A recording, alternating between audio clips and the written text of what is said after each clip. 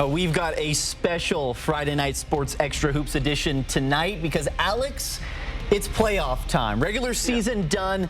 District tournaments for many of our schools have already started earlier in the week, but they continue tonight, specifically with teams in the hyper-local area here in Spokane. That's right. It's a bittersweet moment really at this point in the season because it feels like we just got started with this show and now we're kind of getting ready to wrap things up. But hey, this is the time of year where we get to the business end of this season, like you said. Yeah, and as long as there are games on Friday nights, we'll be right here. So we start at Gonzaga Prep, where the top-seeded Bullpups are taking on the 7th-seeded Hanford Falcons in the District 4A tournament. We picked things up in the first half. Gonzaga Prep playing some serious defense. Jamil Miller comes up with the steal. Nobody's getting in his way. Miller gets bumped, but still able to finish. Here's G Prep once again in transition. Henry Sandberg finds Jay Swanson for the easy land. It was all Bullpups all the time. Ryan Jackson here on offense for Gonzaga Prep. Threads the needle to Nate Christie. The pick and roll works to perfection. Gonzaga Prep advances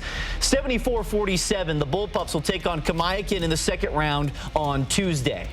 Now the 3-seeded Lewis and Clark Tigers taking on 6-seed Chiawana Riverhawks earlier this evening. Lewis and Clark was down at halftime, but Paulo Murray brings the Tigers back. Murray with the MJ fadeaway there in the third quarter to tie the game back up, but the Tigers had no answer for Chiawana big man Donovan Young. Young is 6'6" and barely needs to jump to slam it home.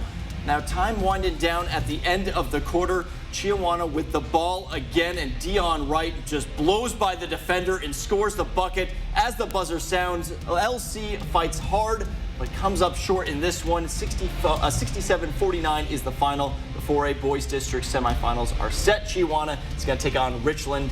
The winner is will play Gonzaga and Chiawana for the district title. And over to the District 4A girls bracket. It's the 3-seed Gonzaga Prep hosting the 6-seed Chiawana there in the first round. And Chiawana gets the scoring started. The Riverhawks go inside to Gianna Madeles, showing off the footwork right there. Chiawana strikes first. Riverhawks, though, in transition this time again. Mia Tijarina shows off the range from 3 right there. The Riverhawks started this game on a 10-0 run. But Gonzaga Prep bounced back quite nicely. Julia Few attacks the rim, goes off the glass for the score. Hey, that Few family knows a thing or two about basketball, huh? But the Bullpups had trouble stopping the Riverhawks.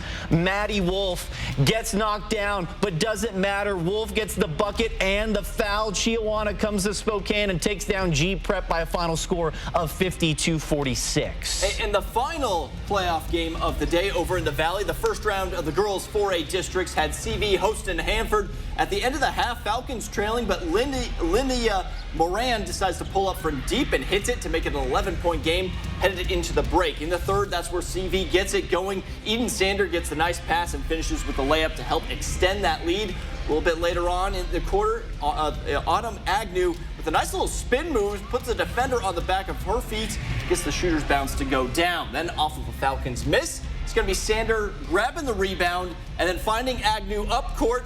She's in for the easy layup and finishes with a game-high 21 points. Now, this one did get interesting because Hanford would force overtime, but in that overtime, it was all Bears as they're going to advance. They will host Richland in the district semifinals on Tuesday. Yeah, so a lot of good playoff games. If this is only a sample of what we're going to get when it gets to the state kind of tournaments, we're in for a treat because it's going to be a lot of fun. Yeah, it certainly feels like we have the potential to have a lot of teams from our area make it to the state tournament.